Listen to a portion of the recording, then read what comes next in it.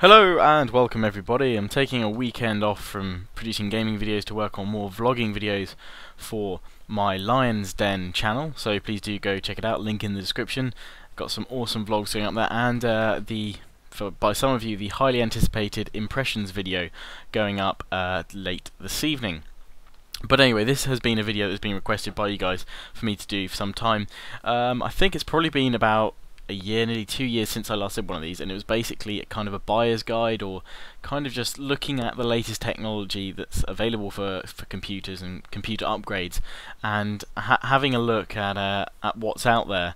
And once again, I'm using the site and store that I always use, called Novatech. Now, I will sort of make this as a disclaimer. I am by no means saying that you guys should buy from here.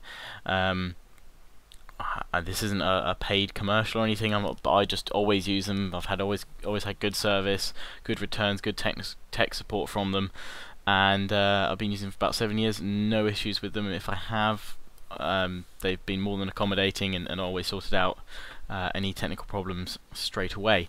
But yes, I'm not saying you should use it, and I'm also not saying that this may not be the cheapest place to get these parts. But this for me has the easiest layout to look at, and I know where everything is here, so I'm just kind of showing you guys what you can roughly expect to sort of look at price-wise, things like that.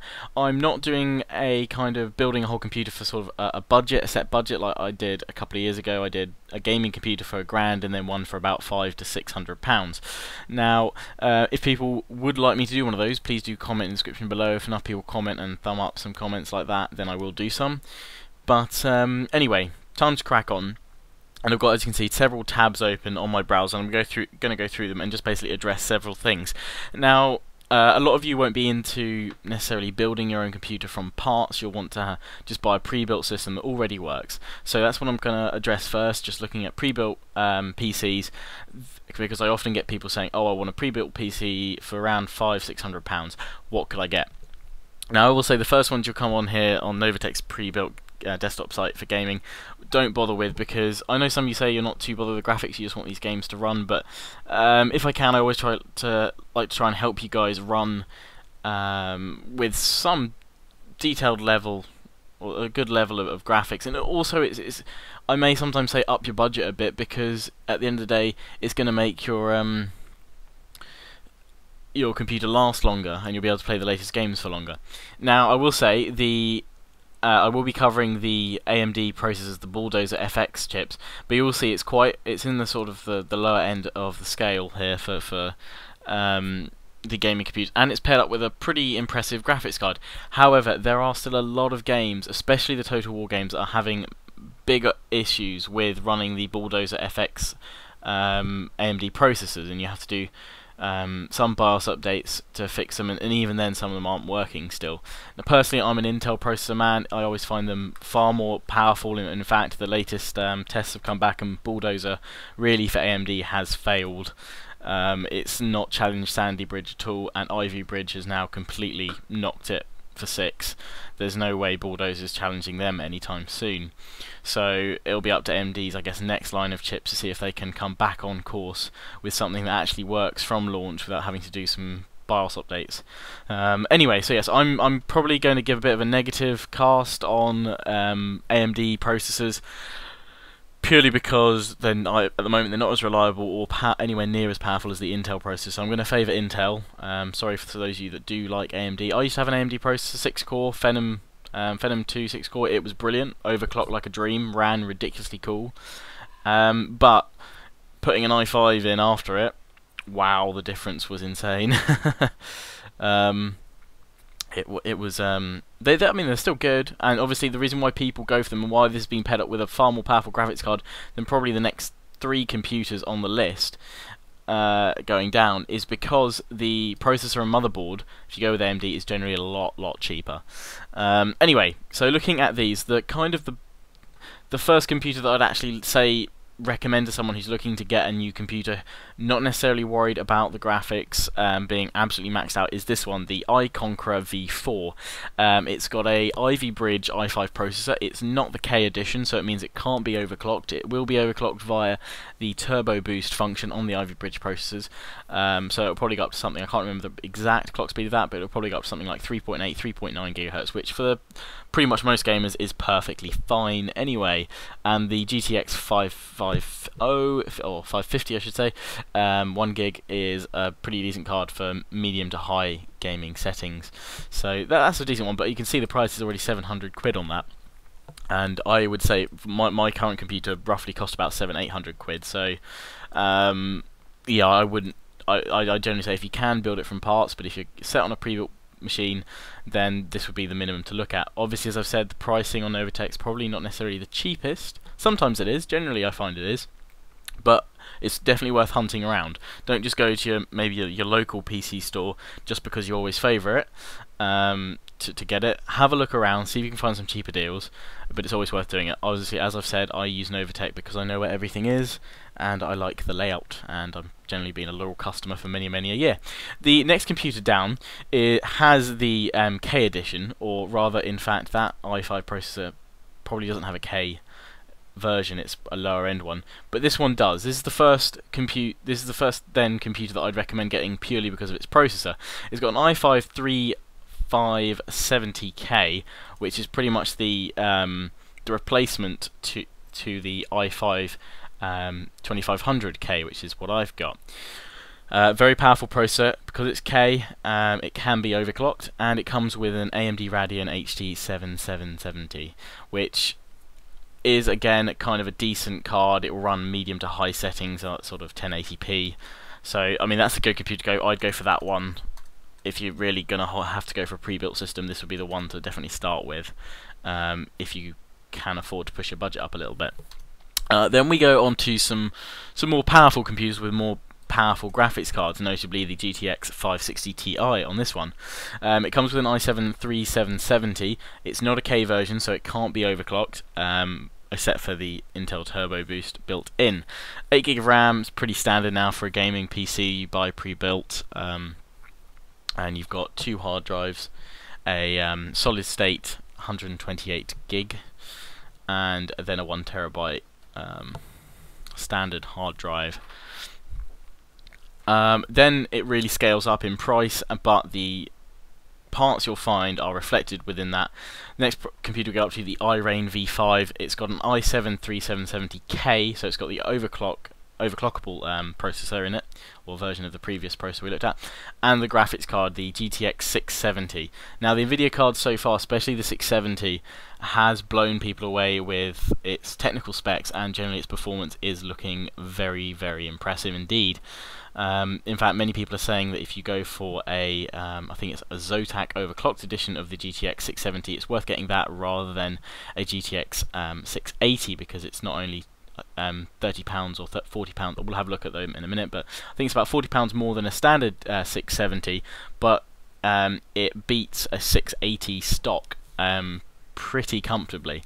So people rushing out and getting the 680s were a little bit disappointed when the 670s came round. Then we go up to the final, the iForce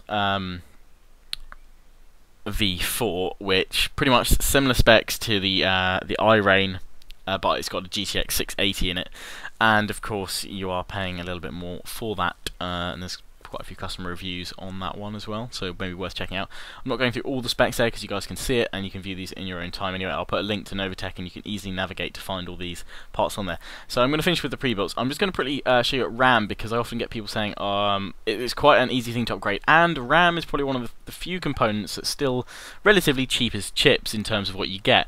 And these are actually, in fact, the new RAM sticks I bought for my computer a little while back. 8GB of Corsair Vengeance, running at 1600 megahertz dual channel RAM. You get two 4GB sticks, and they've got these nice heat spreaders on the top. Would be worth checking if you've got a really huge heatsink for if you've got a custom processor cooler, to make sure they'll fit. Otherwise you'll have to get some of the low profile ones, but you can still get low profile RAM that'll fit in fine. Not an issue. But yeah, they're very good. $44.99 for those. I think their price has gone up since I bought them. They were $39.99 when I bought them, but still very good RAM, and they look pretty darn cool as well. Now I'll just go through graphics cards, because obviously this is one of the major things I get people asking me about. What graphics card should I upgrade to? I'm going to look at both Nvidia and AMD, although I am an Nvidia man myself. Now you can see here, and in fact, wow, this is the prices here will be reflected because of the GTX 670 and 680s coming out, knocking the price of the 570 and 580 even down. Bye-bye Origin. So if you're looking for kind of a cheaper alternative upgrade for your graphics card, rather than going for the 6 series, something like the GTX 570 like I have now is still amazingly good value. I mean, I play all my games pretty much all on ultra maxed out settings. I've turned a few of them down to record and what have you, and Battlefield 3 seems to run a little bit smoother when I put it down a few of them to high settings, but the game still looks amazing and I get 80, 90 odd FPS. So this is still a great card to have, especially I run on a dual monitor setup. I don't have my entire screen spread on, or when I'm gaming I don't have the games on both screens. I have one showing things like temperatures for my computer. I have my Steam friends up on there as well, and other monitoring programs, and then I have my games solely on one screen, so it's not as demanding on the card, but it's still powerful enough to handle that, and it could quite happily handle multiple screens as well, probably, with a little bit of tweaking. Now, you can see the price of them. When I bought mine, it was an MSI actual one they had on here, and it was for £240 when I bought it. So you can see the cheapest one you can get is £190. It's a Novatech branded card, which will probably be a Fallet branded GTX 570. But I can highly recommend even just going for that base card. It'll overclock well as well if you want to, or you can go for the Asus GeForce GTX 570 DirectCU 2, and that has two. We'll take a look at the picture here, if the page will load for me. It's got two really nice custom fans on it, you can see there, and that will help keep the heat down, but it does take up 3 slots, as you can see on your motherboard. But yeah, if you've got a little bit more to spend, that's the same price I paid for my standard GTX 570 when it was sort of released. And it comes a little bit overclocked, but if you want one that's really super overclocked, as you can see, is go for the EVGA GeForce here, and that's been overclocked considerably. But yeah, I'd say if you're worried about cooling, go for the Asus. If you're not too bothered, I mean, mine doesn't run that hot. Maximum it goes up to, I think I've seen it with the hot weather we're having at the moment, or we have had, it's gone up to 90 degrees, which is still perfectly fine, running that at 65% on my fan speed. Anyway, so we'll finish off with the 570s, and we'll go on to the 580s. Now I include these purely to show that really there's no point getting one. In terms of performance, the GTX 570 can be overclocked quite easily to meet the stock performance or FPS of a 580. You can see in terms of CUBE cores, which are the main processing units in the graphics card, the GTX 570 has 480, whereas the 580 has 512. So there's not a huge upgrade on those. If you were, for some random reason, really desperate to get a GTX 580, then I'd recommend getting the MSI GeForce Twin Frozor Edition one, because it is very nice and very good at cooling. But yeah, I'm going to skip over that pretty quickly because there's no point getting one, because for the same price as a 580, you might as well get a GTX 670. Now, many people will say, generally, a lot of review sites, tech sites will say there's no point getting the 670 or the 680 unless you're running multiple monitors, because generally the extra power is wasted, and that is pretty much generally true. However, if you're thinking of future-proofing your PC to the max, you're not going to upgrade for many years, you possibly might have go for multiple monitors later on, or you might just stick with one and you might just get a huge kind of 40-inch monitor later on anyway, then these cards they'll be good for you, and also you're kind of future-proofed against any kind of, I guess, new crisis game setting level, as it were, graphical level, I should say. So if a new powerhouse game comes out that demands the latest and most powerful spec, you've got it here pretty much. As you can see, there's 2 gig of memory on these cards. the clock speeds are just shy of 1,000 on the core. And talking about those CUBDA cores, previously Nvidia cards have increased pretty generally, pretty closely by 40, 50, 60 per kind of new edition of the card. So the 560 had, I think it's there was an edition that came out that had 448 cores. The 570 has 480. The GTX 580 has 512. The 670 has 1,344 CUBDA cores. So this is quite a step up in terms of performance. These things are very powerful. So this is just to highlight why you shouldn't bother at all with a GTX 580 if you're looking to upgrade to a massively new powerful card. Get a 670. Here we've got, by price, the cheapest one is an MSI GeForce GTX 670, and it's overclocked a little bit to 967 MHz core from the stock 915. But if you do want that special extra bit of cooling, then you've got kind of two choices from two top coolers. The Asus have released another version of their DirectCU 2 cooler with the 2 fans. However, Gigabyte, and that's actually the highest clock speed of any of the GTX 670s on this site that you can currently buy, at 1,058 MHz. However, Gigabyte offer probably a better cooling solution with 3 fans here, and the core is at 980 MHz. There's 3 fans on that, keeping it nice and cool. Nice little video there for you guys to check out. So that is why, probably, if you're looking to upgrade to a powerhouse graphics card, you run multiple monitors or you run on massive displays and you want to future-proof for years to come, a GTX 670, perhaps even an overclocked version, is not a bad purchase for £320 starting price here on Novatech. Now we'll go up to the most powerful single chip card from Nvidia. I say single because the 690, GTX 690, has 2 680 core chips slapped together.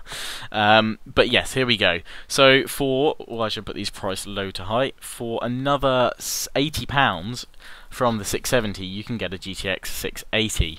The clock speed starts at 1,000 MHz. And they've got the same amount of memory. This has 1,536 CUBDA cores. So again, quite a substantial increase. Far more powerful here. And then you've got the Asus and the Gigabyte all offering their special cooling ones as well.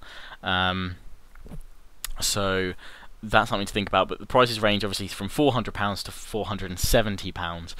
But I really wouldn't bother with one of these. The performance of the GTX 670 is quite close to the 680s anyway, and if you overclock one of them or get one of the overclock models of the 670, they'll actually beat the 680s at stock speed anyway.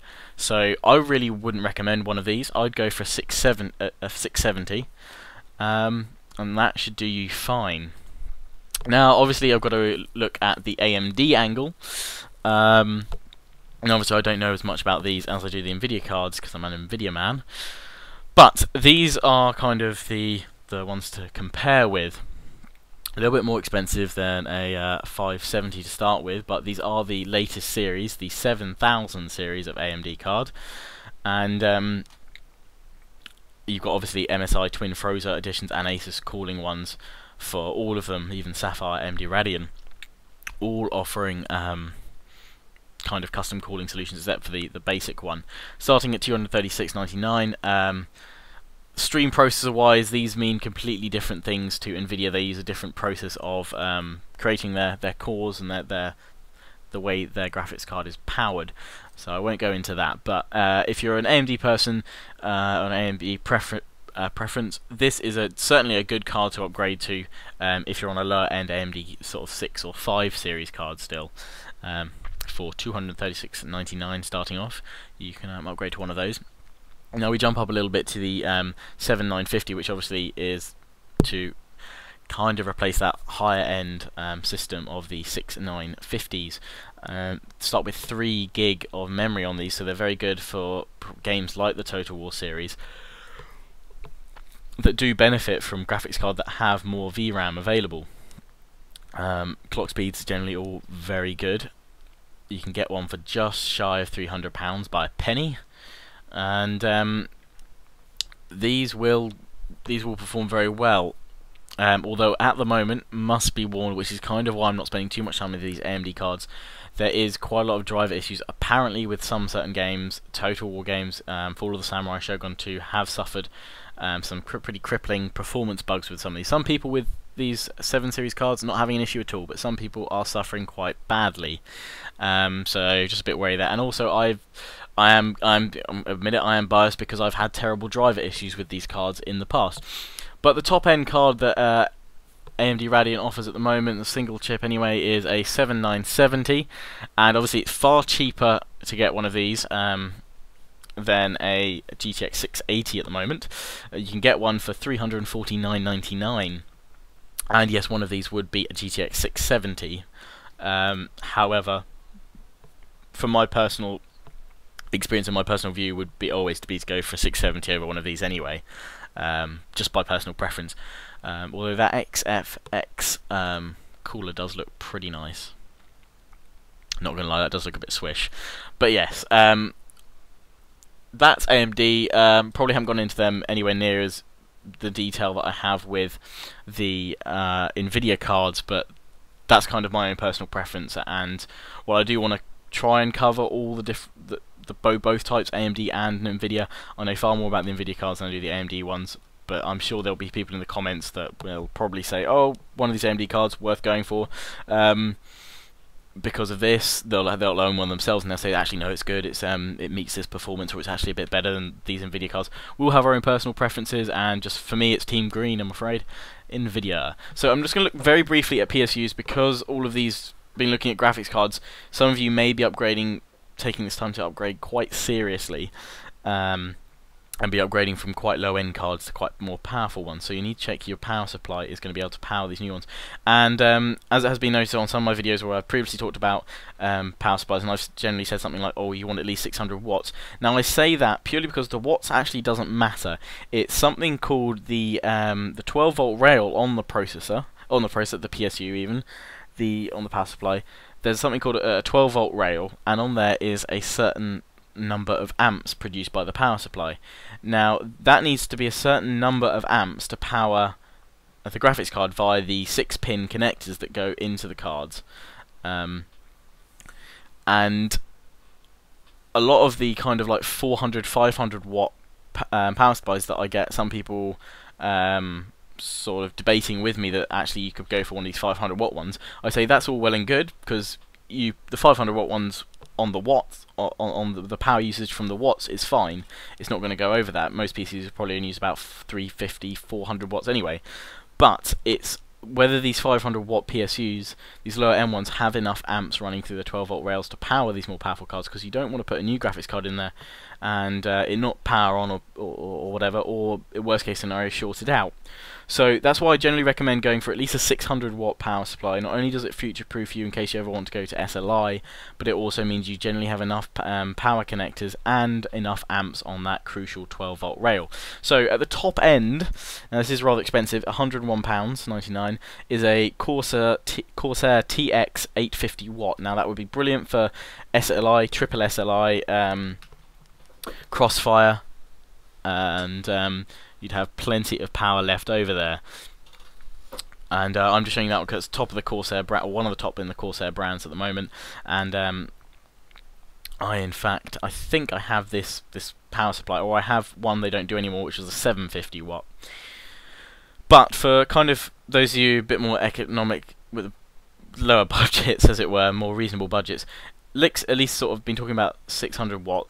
Here is a 600 watt power supply to have a look at.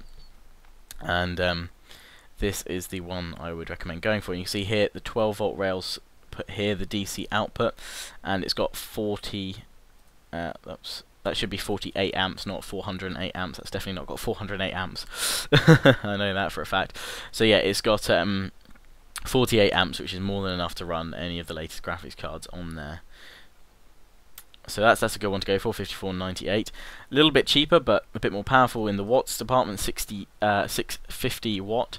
OCZ, again, a very good, reliable brand of power supply, and that one has 46 amps on its 12 volt rail, so that's fine as well. I always say go for a good branded power supply as well, because you want Good reliable power coming through. That's got 53 amps. The Corsair TX650, a bit more expensive though. But and we'll look at cases in a brief moment, just a couple of them anyway.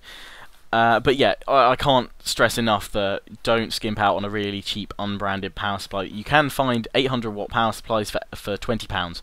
Don't do it. Don't risk it, because I've done it in the past and just through the skin of my teeth managed to not fry my entire computer, my motherboard, processor, graphics card, everything else. It's not worth it. It's something that people don't. That's kind of people skimp on when they cut down on getting a good, decent branded power supply and go for a cheap one instead to keep the cost down. Save 30-40 quid sometimes, but it's really not worth it. At least a 600 watt, I'd say, because it guarantees that you have enough amps going through the 12-volt rail for at least a single top-end graphics card, and in most cases that will power two of them at the same time anyway, so you'll be able to have SLI or Crossfire going as well. So now looking briefly at cases, I'm not going through because there's a plethora of cases to look at and each one tailored to individuals, but I'm just going to look at the one my brother's got, and in fact my friend's got as well now. And it's these Nex Phantom cases, and my god, they look lovely. I've seen a couple of people on YouTube as well doing unboxings of them. I think they look really nice and sleek. I've got a Thermal Take Element T case, which is pretty bland and plain, but I like my Element T case. But my brother's got this one. It's got a total of 5 fans. You've got the 5 fan controllers down. In fact, actually no, it's got 6 fans because there's 2 on one side, but you've got 5 fan controllers there, highlighted where my mouse is now, just showing you that picture. And there's lots of nice little blue fans in there. They are huge, huge cases. The pictures probably don't do it justice, but I mean, these are huge. Probably look at your current case that you have now and add another quarter of the size of your case onto it at the front or back or wherever. They're huge, but they're thick, huge amounts of space, lots of drive bays. Very expensive though, as you can see, 100 quid for one of these. Their prices were around about the 60-70 quid mark a couple of months ago. This thing is chock full of fans, so if you're really looking for a top end case to kind of show off to all your mates, there's all the fan bits there, then this is definitely one to have a look at. I will look at better cases, more reasonable cases later on. Now finally, to wrap up, I'm looking at processors. I know this video's gone on for ages, but I wanted to make an in-depth video, and that gives you guys plenty of time to comment and give feedback on what you'd like to see if you want to see some follow-up videos for gaming computers and things like that. And I'll talk about laptops. I'm going to be doing a laptop gaming video possibly in a week or two, but again, that's due down demand. If people want me to do a gaming laptop review or kind of assessment of what's out on the market right now that can play games on ultra or reasonable settings, then let me know in the comments and I'll get onto that. But anyway, finishing off with processors.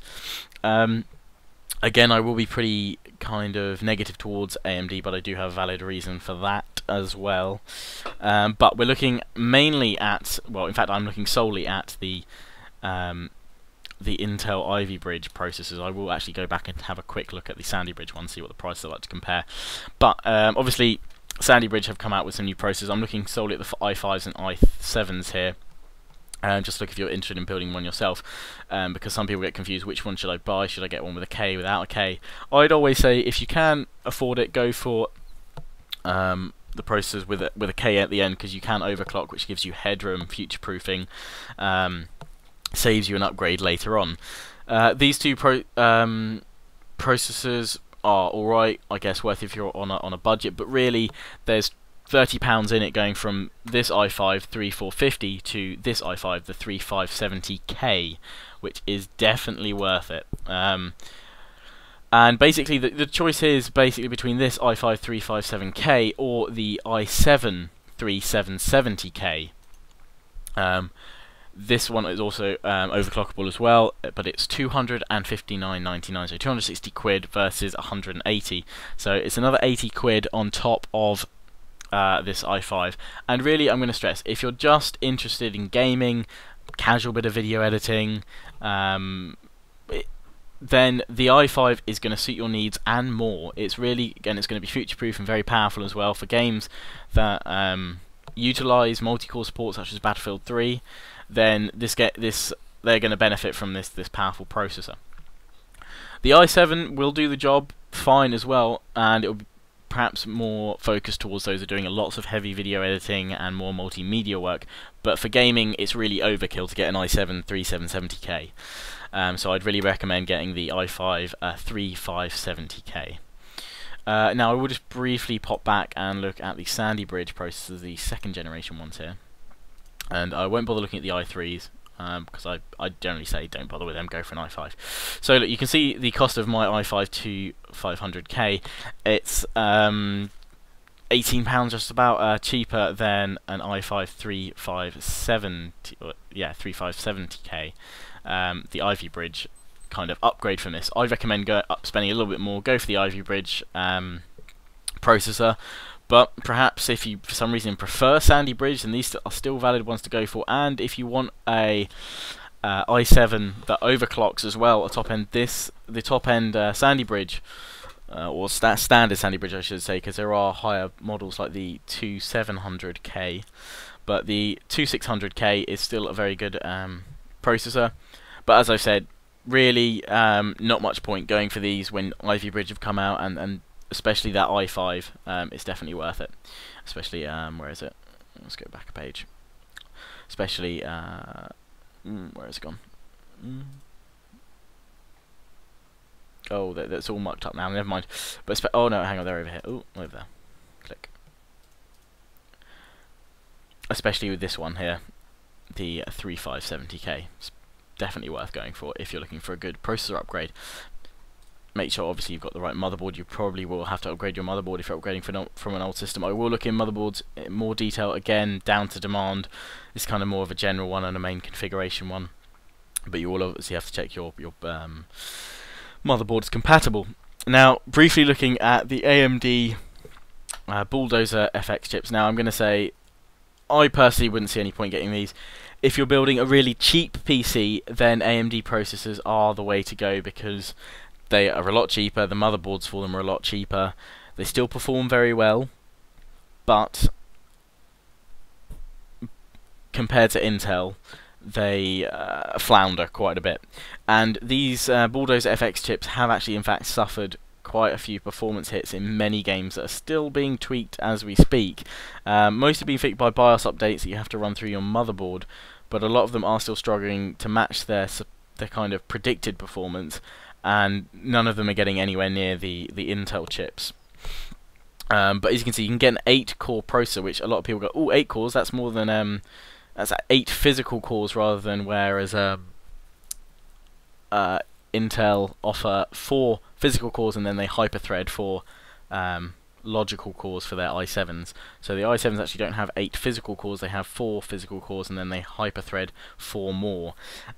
These AMD Bulldozer processors have 8 physical cores, which does tempt people in. I don't know why. It's kind of like more is not better in this case, really. There's still games that aren't really utilising quad core, let alone dual core, really. So I think that's overkill in terms of numbers of cores. But yeah, a lot of games are struggling with these, but that's not to say they're not good processors. We probably will see, I think now they've released a new batch of motherboards that don't have the issue, and games are now kind of working with them, so they are worth looking at. But I would really say, if you're looking for a top-end gaming system, go with Intel all the way, especially their new Ivy Bridge range. And finally, I'm just going to round up very quickly by looking at this processor, CPU cooler. I've bought this, bought it a couple of weeks ago, installed it myself, and thankfully didn't break my computer, touch wood, which is normally something I do when I try and do an upgrade. But yes, I bought the Arctic Freezer i30 CPU cooler for £31.99. I think it was actually 30 quid when I bought it, but it's gone up £1.99, oh dear. But I should say, don't let the pictures make you think it's relatively small. This thing is huge. The dynamics, I think, of it are in the specifications. I had to take off one of my big side fans of my case just to fit this thing in, and in fact I can't put the side fan back on because it's about 5mm, or not 5mm, it's 0.5mm too big still, the fan, in fact, so I might have to get a smaller fan or just not bother with it. But my cooling is still a lot better for it. In fact, I'm just going to bring this, my temperature hardware monitor, the Cupid hardware monitor, and as you can see, look down this column, the minimum temperatures for my processor are around about 31 degrees in total, and the maximum you can see is 51. Now, I've played Battlefield 3 Shogun 2 today, and this is the top temperature it recorded. In fact, that's what it says for the package, so it kind of rounds it up a little bit there, but none of the cores went over 50 degrees themselves. Most of them were sitting on 40s, 45, 47, there you go.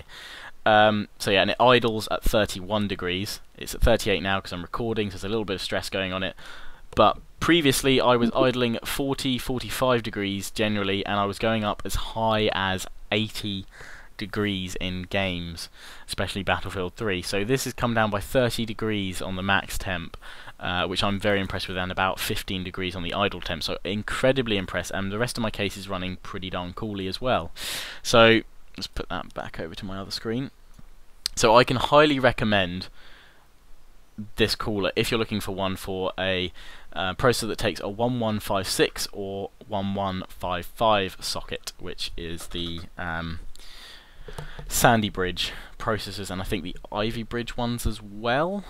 But you've got compatibility here for them, but it's just for Intel processors. There's no support for AMD there, but yes, this is the one I'd recommend having a look for if you're looking to cool down your computer without having to fork out a massive amount of money for water cooling or something like that.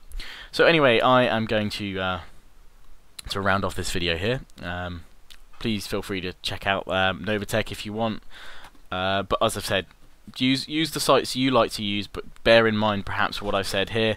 And if there's anything you'd like me to go into more specifically, then do let me know in the comments, and if there's enough demand for it I will do, and if there's enough demand for me to look at laptops specifically with gaming in mind, I will also do a video of that as well. So as always, I hope you enjoyed. Please do remember to comment, rate, subscribe, thumb up this video, and definitely check out my Lion's Den channel where I've got some lovely videos of some kangaroos and little baby kangaroos as well, and I'm going to be having some, or uploading some new videos there in the next coming weeks, especially this evening I should be uploading a impressions video, which could go horribly wrong or could go kind of funny. So as always, hope you enjoyed. See you guys again soon. Ciao for now.